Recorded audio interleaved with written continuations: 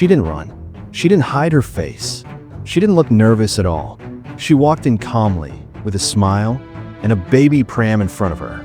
And what you're about to see raises a serious question. Has sympathy become the perfect cover for crime?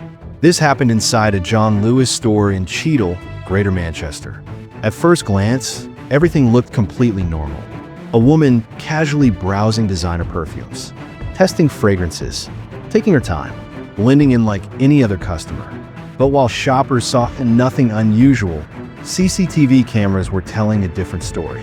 As she appeared to sample perfumes, she was quietly removing boxed designer fragrances from shelves. Moments later, she slipped them into a hidden bag inside the pram. No ruse, no panique, no suspicious behavior. Just calm, confident movement. This was an impulse. This wasn't desperation. This was a routine. From different camera angles, the same pattern appeared again and again. She approached the display, pretended to test the scent, used the pram to shield her movements, and quietly stashed away another expensive perfume. By the time staff realized what was happening, more than 2,400 pounds worth of designer fragrances had already been stolen. On August 31st, 2023, staff finally intervened during one of her thefts and police were called to the scene. She was arrested inside the store. Even then, the deception didn't stop. She gave officers false personal details in an attempt to avoid identification. Police later confirmed her identity. Her name was Agita Cica. She was 27 years old. In October 2024, she was due to appear at Stockport Magistrates Court. She never showed up. A warrant was issued for her arrest. Then she disappeared. For more than a year, she went on the run, registering multiple addresses across the country and actively avoiding police attempts to find her. All of this over perfume. Eventually, on November 4th, 2025, she handed herself in.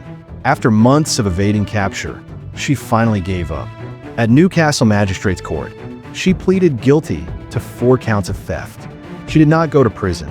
Instead, she received a 12-month criminal behavior order. She is now banned from every John Lewis store in England and Wales for 1 year. But here's the real question. Was that punishment really enough? This wasn't opportunistic theft.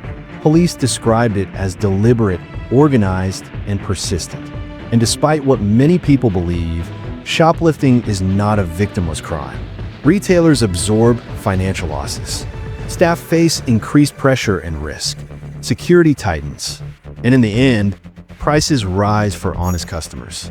There's also something uncomfortable about this case. The use of a baby pram as a shield. The unspoken assumption that no one would question her.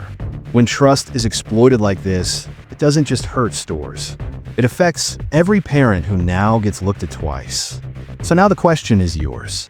Do you think using a pram should make someone less suspicious? Was a 1-year ban enough punishment?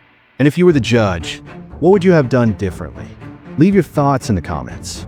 Because stories like this say a lot, not just about crime, but about how society works today.